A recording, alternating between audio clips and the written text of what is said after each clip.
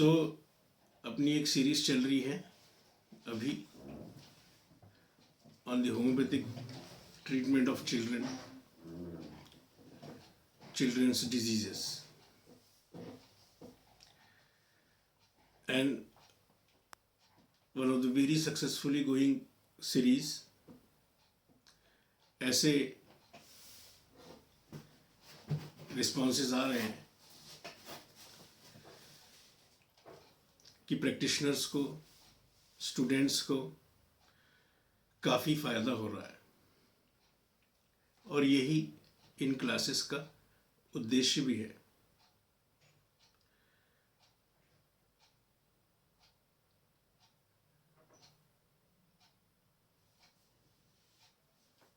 आज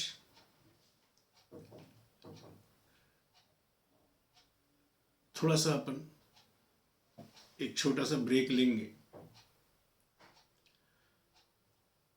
तुम लोग भी जो आज आए थे कि आगे बात होगी चिल्ड्रंस डिजीजेस पे, तो उनके लिए एक सरप्राइज है।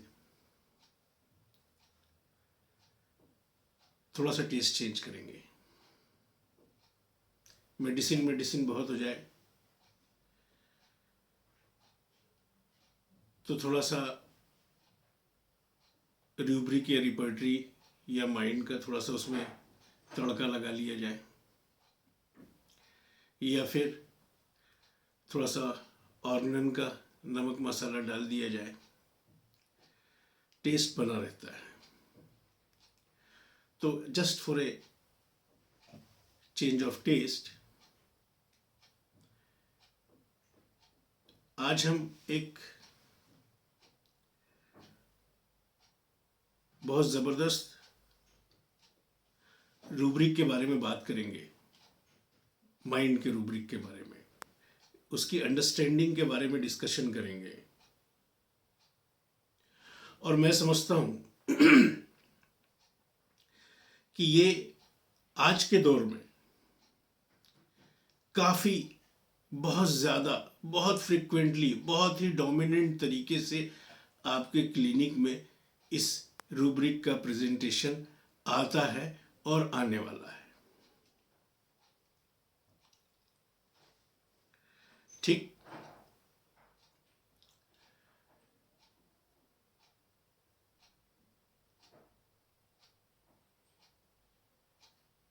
और मैंने ये कहा है कि सबसे अच्छा स्टडी करने का जो तरीका होता है, हमेशा कहता हूँ अपने स्टूडेंट्स से, अपने सुनने वालों से, कि सबसे अच्छा जो तरीका होता है सीखने का,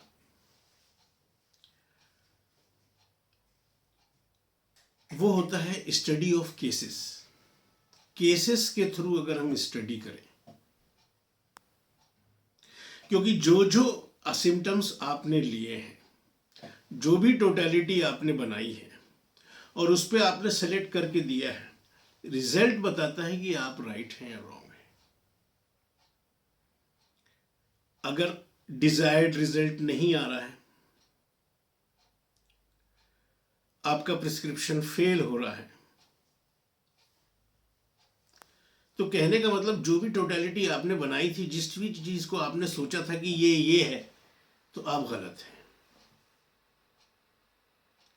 लेकिन वहीं आपको डिजायर्ड रिजल्ट आता है, favourable Kant's observation, just like 11th observation, 3rd observation, 4th observation, इस तरह की चीजें अगर देखने को मिलती हैं डॉक्टर केंट की,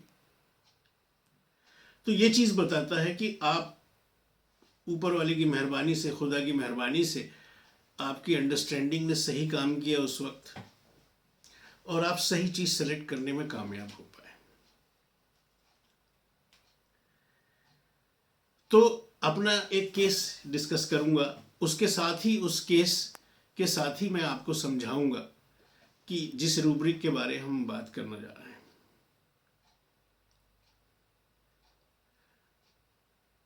आज के दौर में सबसे, जहां तक मैं समझता हूं, जहां तक मेरी स्टडी है, आमतौर पे वैसे भी किसी भी इंसान को दो तरीके से प्रीडोमिनेंटली, ज्यादातर किसी भी इंसान को मैनिपुलेट किया जा सकता है। और आजकल तो मास मैनिपुलेशन होता है, चारों तरफ से जो आपके ऊपर बॉम्बार्डमेंट चला हुआ है सूचनाओं का, इंफॉर्मेशंस का।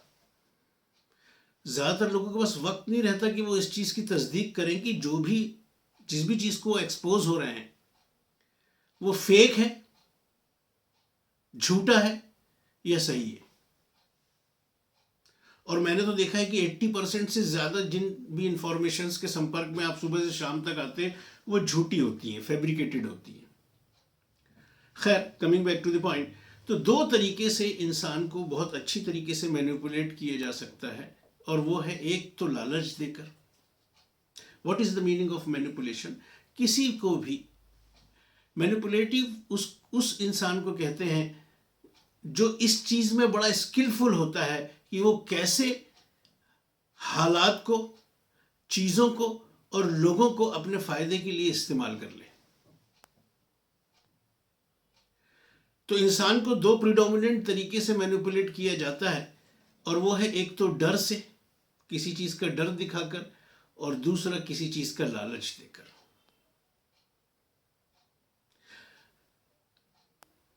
Are you getting my point? ठीक। तो आज के जमाने में जैसा कि मैं देख रहा हूं, fear is very predominant factor through which others are manipulating you. अब हमको फियर के एक बहुत ही इंपॉर्टेंट, बहुत ही जो आजकल जगह जगह आप बाहर जाएं, मैं तो कहता हूं कि ये सबसे बड़ी बीमारी अभी जो चल रही है आज के दौर में, वो यही चल रही है। फियर का एक फॉर्म होता है, फियर का एक प्रकार होता है। The basic emotion is fear, डर, और डर का एक प्रकार होता है अप्रीहेंशन। सुना है आपने अप्रीहेंशन? आज हम जिस चीज के बारे में बात करने जा रहे हैं, that is apprehension. What do you mean by apprehension? ये हमारी रूब्रिक्स रिपर्टरी में किस तरीके से दिया? डायरेक्ट अप्रीहेंशन दिया है मर्फी जैसी रिपर्टरी में। पर पहले हम समझेंगे इस चीज को, व्हाट इज अप्रीहेंशन। लेकिन सिर्फ समझ ही काफी नहीं होगी, डायनेमिक डोज देने के लिए सिर्फ समझ ही काफी नहीं होगी। पहली बात तो यह है कि आप उसके शिकार होने से अगर मुक्त हैं, तभी आप अनप्रेजुडिस्ड माइंड कहलाएंगे। आजकल पेशेंट से ज्यादा तो डॉक्टर डरा हुआ होता है। छींकता हुआ कोई अगर घुसा है क्लिनिक के अंदर, डॉक्टर खड़ा हो जाता है, बाहर निकालो इसको। खांसता हुआ कोई अंदर आया तो बाहर निकालो इसको।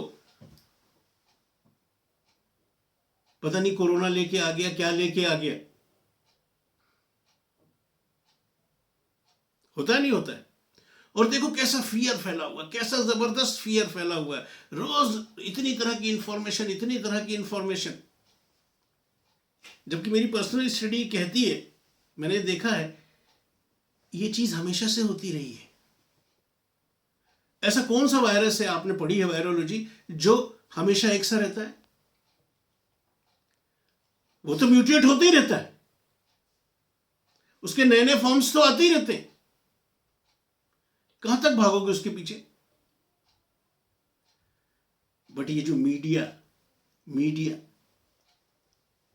जिसका दुरुपयोग किया जाता है, और आप यकीन मानिए रिलीजियस स्क्रिप्चर्स जिसमें इंसान के लिए नियम कायदे बताए गए हैं, उसमें एक जगह कहा गया है, ऊपर वाला खुदा इंसान से कहता है कि जिस चीज को लेके अति मचाओगे ना, उसी चीज से सजा दूंगा। पैसे को लेके अति मचाओगे, दुरुपयोग करोगे, उससे सजा दूंगा पैसे से। औरतों को लेके अगर अति मचाओगे तो उससे सजा दूंगा। इंसान ने बहुत दुरुपयोग किया। ये जो बोन है, जो इंफॉर्मेशन है, ये इंफॉर्मेशन टेक्नोलॉजी है जो इंसान की जिंदगी को बेहतर से बेहतर बना सकती है, लेकिन इंसान ने इसका दुरुपयोग किया फसाद फैलाने के लिए, और अब उसी से पीड़ित हो रहा है। थोड़ा सा बेचारा आदमी संभल नहीं पाता है कि वो जहां अपना फोन सुबह खोलता है तो 3-4 न्यूज़ेस, 3-4 व्हाट्सएप, 3-4-5 फेसबुक, 3-4-5 इंस्टाग्राम, न्यूज़पेपर खोले तो ये आ गया, इतने लोग मर गए, फलाना हो गया, ये हो गए, इतने लोगों को हो गया। बस बेचारा किसी तरीके से संभल रहा होता है कि फिर से डर जाता है।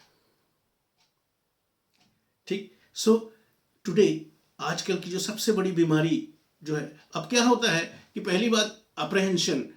अब क्या होता है कि अगर इस चीज की आपकी अंडरस्टैंडिंग नहीं है, देखिए एक ही चीज आपको फ्री करती है। बीमार आप कब? जब आपके इंटेलिजेंस पे इमोशंस हावी। स्वस्थ आप कब? जब आपके इमोशंस पे आपका इंटेलिजेंस हावी। और दोनों का बैलेंस विजडम पैदा करता है, रिजोल्यूशन विजडम पैदा करता है।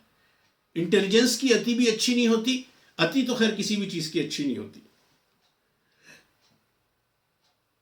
संस्कृत में क्या कहा जाता है? अति सर्वत्र वर्जयते। अति हर जगह मना है। Extreme is should be and must be prohibited everywhere if you want to lead a balanced and healthy life. Are you getting my point? ठीक। So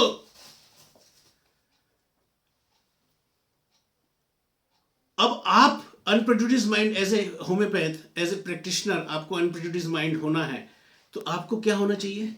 इस चीज की understanding.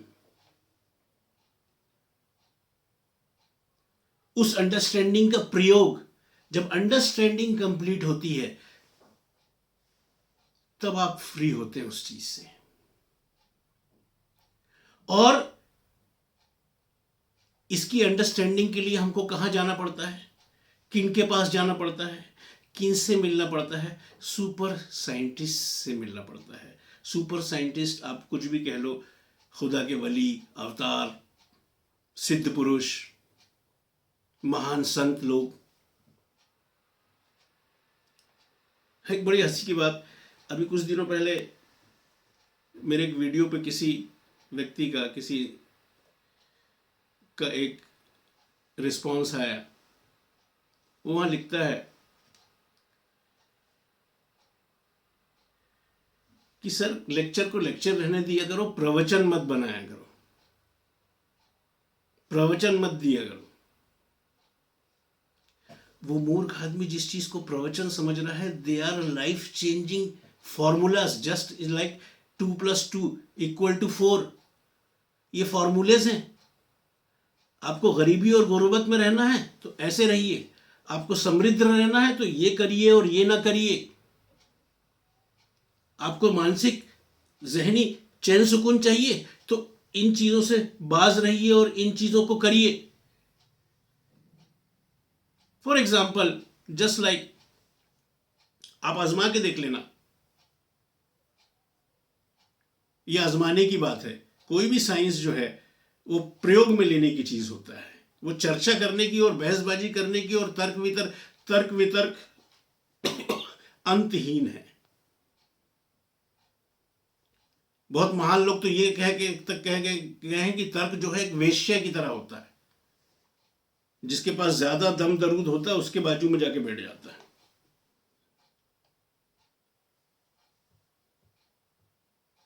Are you getting my point?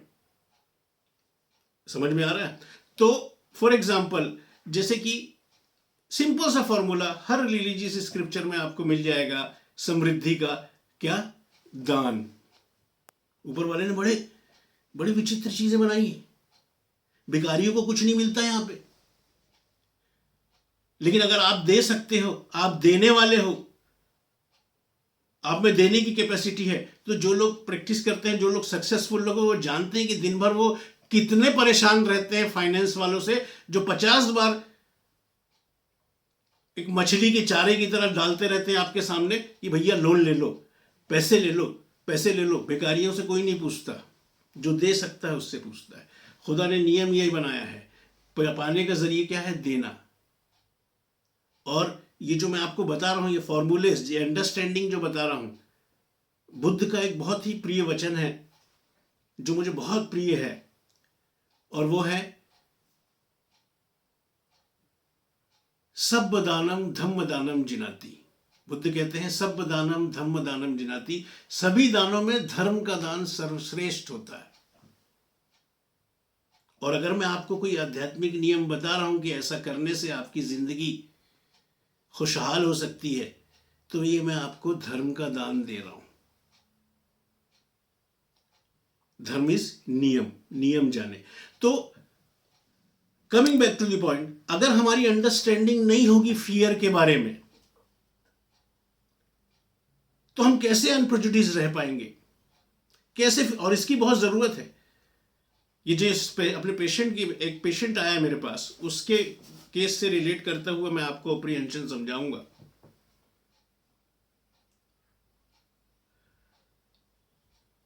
आया वो किस लिए? 2 महीने पहले आया था। आया वो किस लिए? कि डॉक्टर साहब लिख नहीं पा रहा हूं। A middle aged man around 45-46 years of age came to me 2 months back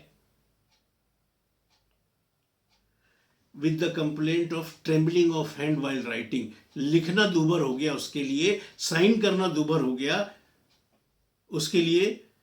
अच्छा समृद्ध इंसान, इकोनॉमिकली वेल साउंडेड, अच्छा वेल ग्राउंडेड, गवर्नमेंट में एक अच्छा ऑफिसर,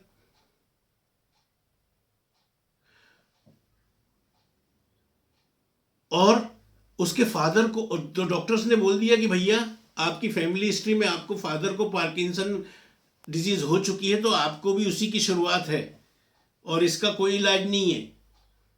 एलोपैथ ने बोल दिया ये आप, और उसकी प्रॉब्लम बढ़ती चली जा रही है। अब वो ये कि अब तो मेरे को पार्किंसन हो जाएगा, पार्किंसनिज्म हो जाएगा। क्योंकि फादर को था तो अब ये डर भी बैठ गया मन में।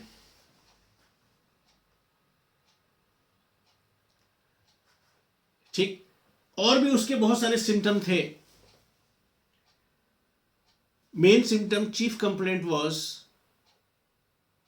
Trembling of hands while writing. वैसे नहीं ट्रेम्बल करता, और खाली बैठा है नहीं ट्रेम्बल करता, और कुछ कर रहा है नहीं ट्रेम्बल करता, नहीं कांपता उसका हाथ। सिर्फ लिखने के टाइम पे उसका हाथ कांपता है कि लिखना मुश्किल, अब प्रॉब्लम हो गई, अब लिख नहीं पा रहा, साइन नहीं कर पा रहा, बड़ी मुसीबत हो गई उसके लिए। और अगर हम इस रूब्रिक को अगर हम अपने रिपर्टरी में देखते हैं कि ट्रेम्बलिंग एक्सट्रीमिटीज के अंदर देखें, ट्रेम्बलिंग के अंदर देखें upper limbs, hands, writing aggravation, 43 remedies are given. 43 remedies are given. अब हमको इन 48 chief complaint, striking symptom is this. क्या है स्ट्राइकिंग सिम्टम इसका? लिखते वक्त हाथ का कांपना। और भी इसके काफी सारे सिम्टम थे। उसका कहना था सीढ़ी चढ़ने पे सांस फूलती है, हमेशा कोई भी मौसम चल रहा हो, कितना भी पानी पी रहा हूं, पीली पेशाब आती है।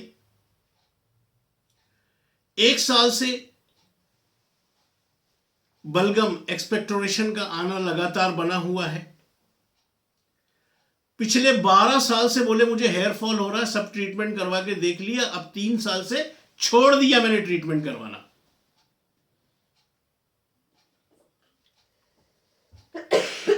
ठीक, डैंड्रफ बहुत है, और एक हिस्ट्री कि आज से करीबन 11-12 साल पहले ब्लीडिंग हेमोराइड्स की शिकायत हुई थी,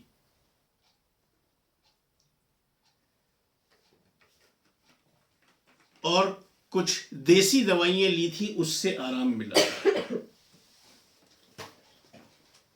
फिर परेशानी हुई थी, फिर कोई ट्रीटमेंट लिया था, उससे आराम मिला था। ये हिस्ट्री उसकी थी। और वो आया था कि भैया पार्किंसनिज्म मेरे को हो रहा है, डॉक्टर साहब इसका इलाज है क्या आपके पास? एक बड़ी पिक्यूलियर सिम्टम उसके अंदर मिला। पहला तो एक आशंका, एक डर उसके मन में ये हमेशा बना रहता था, चूंकि मेरे फादर को भी पार्किंसनिज्म हो चुका है, तो ये मुझे भी हो रहा है और मुझे भी हो जाएगा। इस आशंका में, इधर देखो, इस आशंका में और इस डर में वो हमेशा जीता रहा। और एक बड़ी वेल साउंडेड है, वेल ग्राउंडेड है, किसी तरह की कोई दिक्कत नहीं है उसको। इकोनॉमिकली इतना है कि आज नौकरी छोड़ दे तो बैठे बैठे खाएगा। लेकिन उसके बाद भी उसका कहना था कि कभी किसी अधिकारी, किसी ऑफिसर या कभी किसी उपभोक्ता या किसी का भी फोन आए तो पहले ही मन में यह डर पैदा हो जाता है कि पता नहीं क्या बात होगी। कहीं अधिकारी कुछ डांट तो नहीं, जो भी हो, कुछ बुरा तो नहीं कहेगा, कहीं उपभोक्ता चढ़ाई तो नहीं कर देगा, कहीं कोई बुरी खबर तो नहीं सुना देगा। तो ये पूरी, जब हम किसी चीज से आशंकित रहते हैं, किसी चीज से हम जब डरे हुए रहते हैं, ये बड़ा प्रोमिनेंट और स्पॉन्टेनियस आया हुआ सिम्टम था उसका। तुम यहां बैठी थी जब उसका केस चल रहा था। तो ये इस तरह का जो डर होता है, इसको क्या कहा जाता है? अप्रीहेंशन। आप डॉक्टर रॉबिन मर्फी की रिपर्टरी अगर खोलेंगे, डॉक्टर रॉबिन मर्फी की रिपर्टरी, उसमें माइंड चैप्टर में अप्रीहेंशन दिया हुआ है। अप्रीहेंशन के अंदर दी हुई है 34 रेमेडीज, जिसमें फर्स्ट ग्रेड की 5 रेमेडीज हैं: argentum nitricum, gelsemium, ignatia, lyssinum and phosphorus. बाकी अलग अलग ग्रेड में और भी रेमेडी है। टोटल रेमेडीज यहां पे 34 दी हैं डॉक्टर मर्फी की होम्योपैथिक मेडिकल रिपर्टरी। इसमें अभी अप्रीहेंशन क्या होता है? अप्रीहेंशन कोई भी ऐसी एंजाइटी या कोई भी ऐसा फियर जिसमें इंसान को ऐसा एहसास हो कि कुछ बुरा या कुछ अनप्लीजेंट जो हमको अच्छा नहीं लगे। अधिकारी का फोन आया तो क्या लग रहा है उसको? कहीं अधिकारी डांटे ना, या किसी गलती पे कोई कुछ अनप्लीजेंट जो हमको अच्छा नहीं लगता, कुछ ऐसा हो जाए। ऐसा तो नहीं हो जाएगा? या फिर इस बात का कुछ बुरा तो नहीं हो जाएगा? ऐसी आशंका। कितने लोग आते हैं, लेडीज कितनी आती, कहती हैं कि घर से बाहर बैठा जाता है, पति जाता, जब तक वो घर नहीं आते हैं मन में एक अजीब सी आशंका, अजीब सा डर बना रहता है कि कहीं इनको कुछ हो ना जाए, कहीं एक्सीडेंट ना हो जाए, कहीं कोई इनके साथ कोई बुरा ना घटित हो जाए। ये बहुत फ्रिक्वेंटली, लेकिन अगर आपको मालूम नहीं है, आपकी अंडरस्टैंडिंग नहीं है, तो आप इस चीज को नहीं पकड़ पाएंगे। तो ये होता है अप्रीहेंशन। और आजकल का जो सबसे बड़ा अप्रीहेंशन है, जिसको ज्यादातर लोग बाहर घूमते रहते हैं, कि कहीं कोरोना ना हो जाए।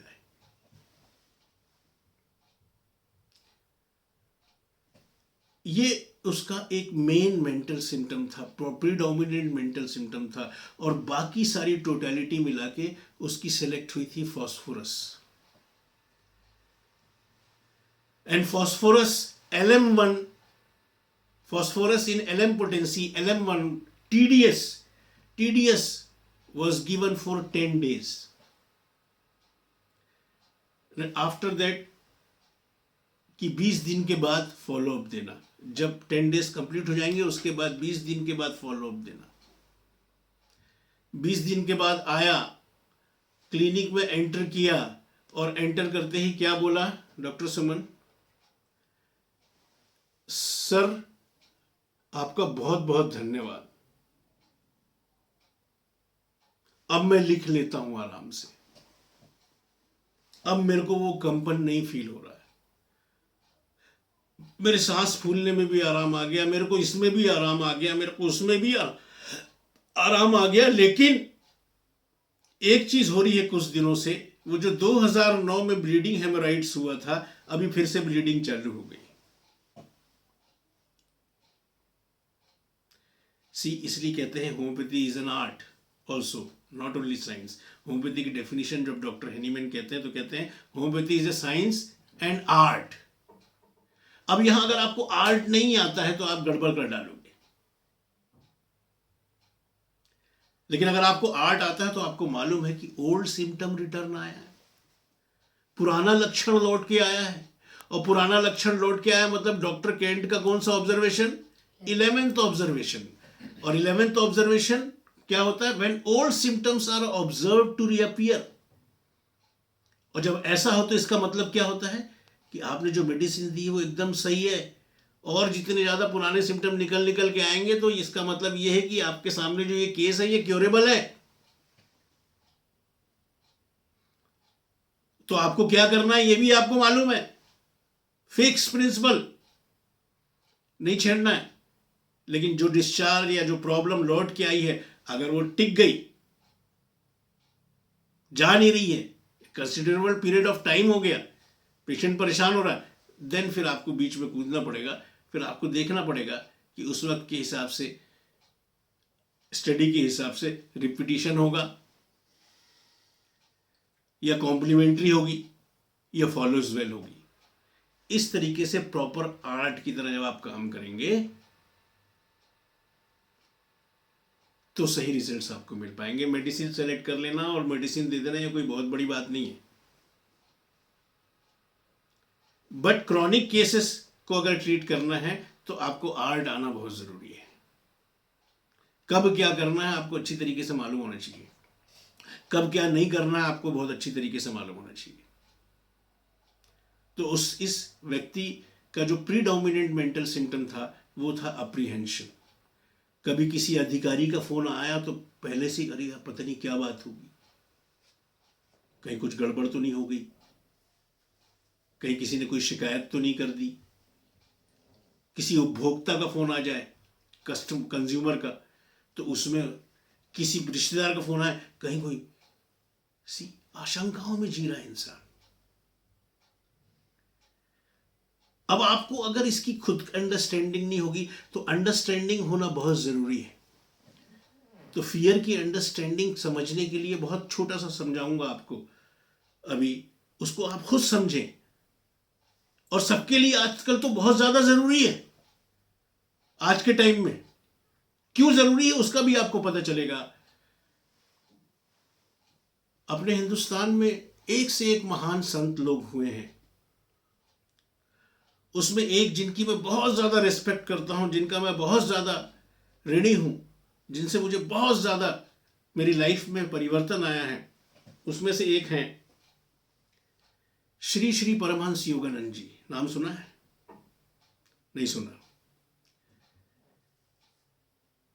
रांची और यूएसए के कुछ भागों में इनका योगदा सेल्फ रियलाइजेशन केंद्र इनके बने हुए हैं। यहां पे लोगों को स्पिरिचुअल ट्रेनिंग्स दी जाती हैं। एक एनलाइटेंड पर्सन थे वो। उनकी टीचिंग्स ने इतने लोगों की जिंदगी बदली है, इतने लोगों की जिंदगी में खुशियां लाई है जिसका कोई हिसाब किताब नहीं है। हर सेंसिबल आदमी को अगर मौका मिले तो इनकी चीज़ों की स्टडी करना चाहिए, और कैसे करना चाहिए और इनको प्रयोग में लेना चाहिए वो भी मैं बताऊंगा। उनका एनालिसिस, उनकी कही हुई बात मैं आपको बता रहा हूं। वो कहते हैं कि ईश्वर के द्वारा, खुदा के द्वारा जो डर है ना, एक टूल के रूप में, एक टूल के फॉर्म में इंसान को दिया गया था, एक साधन के रूप में इंसान को दिया गया था ताकि वह तकलीफ से बच सके।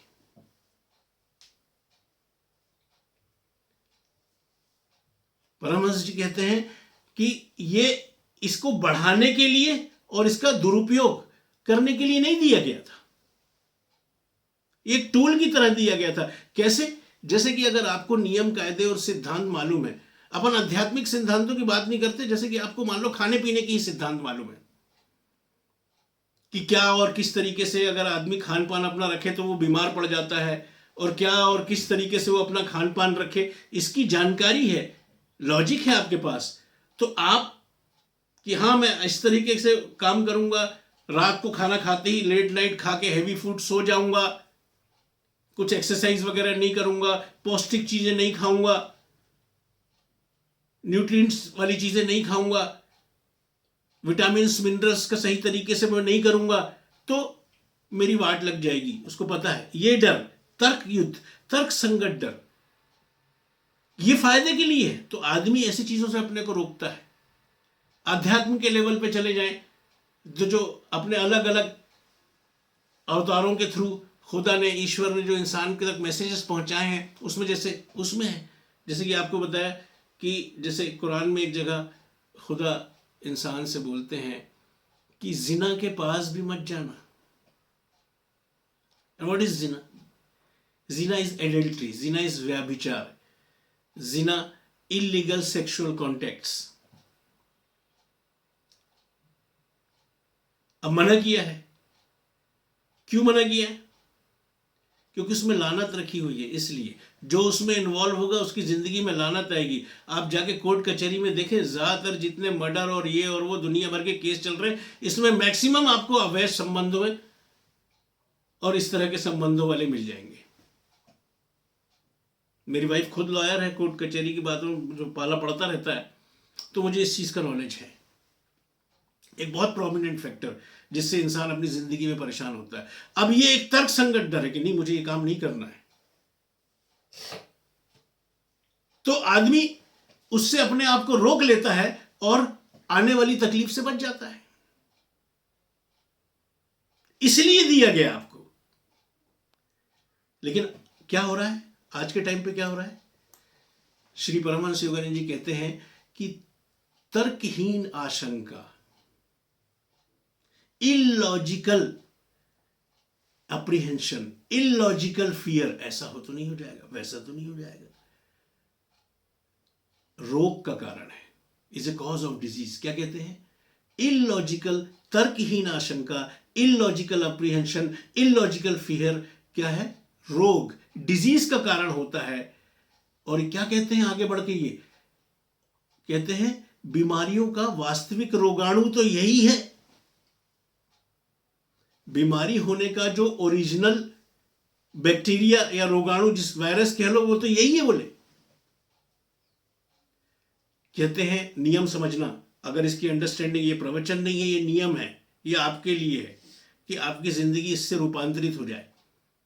क्या बोलते हैं? सुनना, रोग का भय रोग को बढ़ाता है, डिजीज का डर। आप स्टडीज देख लो, आज बाहर यही फैला हुआ है, कोरोना के नाम पे जो फैला हुआ है, यही फैला हुआ है। आप समझ लें इस चीज को। क्या कहते हैं? रोग का भय रोग को बढ़ाता है। ठीक है?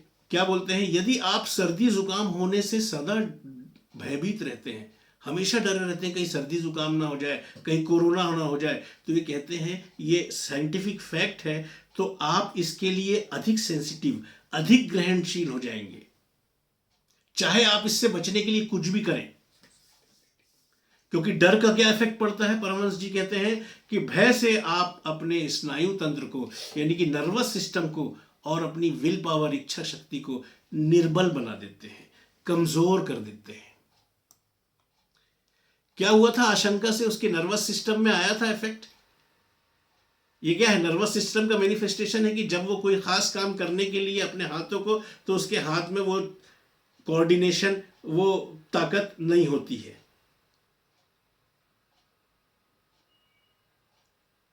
यही था ना उस पेशेंट में जिसकी मैं बात कर रहा है ना। आगे ये कहते हैं कि जो लोग चिंतित रहते हैं, जो लोग इस बात को लेके फिक्रमंद रहते हैं कि कहीं उनको टीबी ना हो जाए, आज के टाइम में होता है तो ये भी कोरोना भी जोड़ते, कहीं टीबी ना हो जाए, कहीं कैंसर ना हो जाए, कहीं हार्ट डिजीज ना हो जाए। अगर कोई ये डर लेके चलता है तो उन्हें इस डर को दूर कर देना चाहिए, ताकि ये उस जिसका डर है ना उसको पैदा ना करे। Mind is very powerful. वैसी कंडीशंस पैदा हो जाएंगी जिस चीज से आप डरे रहोगे। यह नियम है और यह प्रयोग किया हुआ नियम है। तो फिर क्या करें? क्या करें?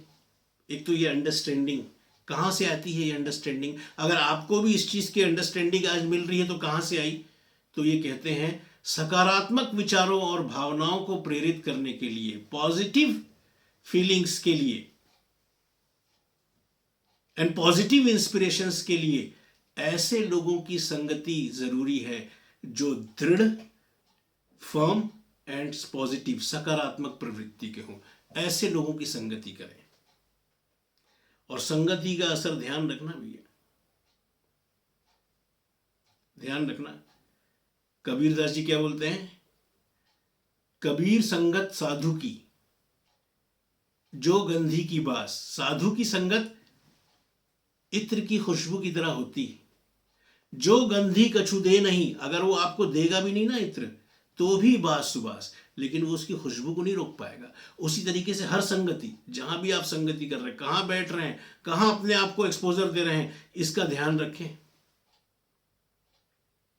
और एक बड़ा अच्छा शेर है नीदा फाजली साहब का, कहते हैं, अच्छी संगत बैठकर संगी बदले रूप, जैसे मिलकर आम से मीठी हो गई धूप। तो संगत की बहुत महिमा गाई गई है, उसके बारे में बहुत बात की गई है। ठीक, तो आखिरी बात वो ये कहते हैं, देखना बिल्कुल लॉजिकल बात, कहते हैं कि सर्वत्र मतलब हर जगह, सब जगह असंख्य यानी कि इनफाइनाइट रोगाणु है। अभी आप माइक्रोस्कोप लेके इस कमरे में बैठ जाएं, या जो भी स्कोप लेके जो बहुत बारीक हो, आप देखेंगे ये पूरा कमरा भरा हुआ है वायरसेस और बैक्टीरिया से। ये कहते हैं, बोले इतने रोगाणु हैं, इतने माइक्रो ऑर्गेनिजम्स हैं चारों तरफ, कि अगर आप डरने लगेंगे तो आप जीवन का आनंद तो बिल्कुल ले ही नहीं पाएंगे। बोल रहे हैं यहां तक कि आप साफ सफाई की सारी सावधानियां ले ले, सारे बारीकी कर लें साफ सफाई की, और फिर भी जो आपके सामने ताजा खाना आके रखा है, उसको अगर आप माइक्रोस्कोप से देखेंगे तो आप खाना खा ही नहीं पाएंगे।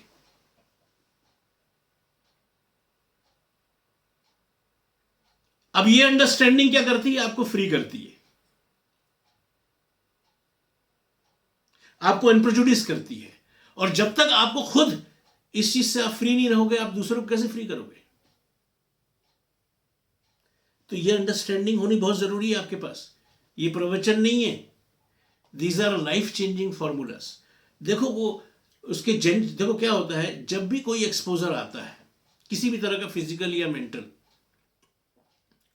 फिजिकल कोई एक्सपोजर आया है, ठंड, गर्मी, बारिश, धूप, इंजुरी, है ना, बैक्टीरिया, वायरस, जो भी एक्सपोजर आए, और मेंटल कोई एक्सपोजर आ जाए, कोई दुख आ जाए, कोई सदमा आ जाए, कोई नुकसान हो जाए, कोई डिसअपॉइंटमेंट हो जाए, कोई भी एक्सपोजर आ जाए, तो जेनेटिकली जो हमारा वीक पार्ट होता है, वहां से डिजीज अभिव्यक्त होती है, होना चालू होती है। और वही हमारे इस पेशेंट के साथ भी हो रहा था। पार्किंसोनिज्म था उसके जीन्स में, उसके फादर को हो चुका, और वैसे ही रिलेटेड सिम्टम आ रहे थे। और हो सकता आगे जाके वो इस चीज का शिकार भी हो ही जाता, क्योंकि वो उस चीज को पैदा कर रहा है, लगातार उसी चीज से डरा हुआ है, लगातार उसी चीज की आशंका उसके मन में है। सो ये अप्रीहेंशन अब आपको समझ में आया। अब बल्कि आजकल के टाइम में तो सबसे ज्यादा जरूरत है, ज्यादातर लोग बाहर अप्रीहेंशन में घूम रहे हैं कि कहीं कोरोना ना हो जाए।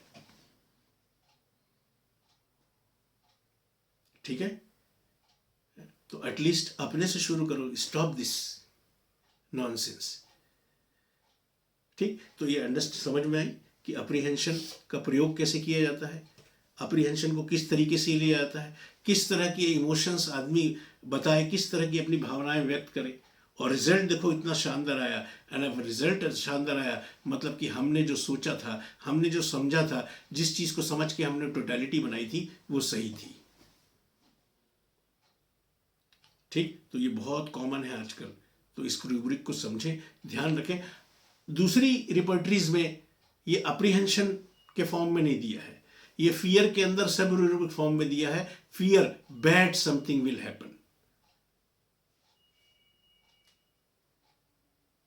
कुछ अनप्लीजेंट हो जाएगा, कुछ फोन आया तो कहीं डांटने के लिए तो नहीं, किसका फोन आया, ऑफिस से बॉस का फोन आया, अरे यार कहीं कुछ गड़बड़ तो नहीं हो गई। ये आशंकित लोग, मेरे कई जान पहचान वाले हैं बेचारे, फ्रिक्वेंटली मुझे फ़ोन करते हैं, आजकल ऐसा फियर का माहौल फैला हुआ है, मामूली सा मौसमी सर्दी जुकाम की एक छींक आ गई तो दिल इतना बैठ जाता है डर के मारे कि कहीं ये ना हो जाए, वो ना हो जाए, फलाना ना हो जाए, ढिमका ना हो जाए, ये वो, फिर ये हो जाएगा तो कैसे करूँगा। ज़्यादातर लोग एंजाइटी न्यूरोसिस की कंडीशन में पहुंचा दिए गए हैं। और सुनना ध्यान से एक बात, डरे हुए को आसानी से मैनिपुलेट किया जा सकता है, आसानी से उसका फायदा उठाया जा सकता है। ठीक, तो हर तरीके से आप उसको, पेशेंट को socially, physically and even spiritually भी आप रिलीफ दे पाएंगे। ठीक, और जब वो मेडिसिन से ठीक हुआ तो डायनेमिक डोज आपकी खाली मेडिसिन नहीं होती, ये जो आप उसको अंडरस्टैंडिंग देते हो, ये जो मैंने आपको बताया, तो ये अंडरस्टैंडिंग कब दे पाओगे उसको, ये ज़रूरी है।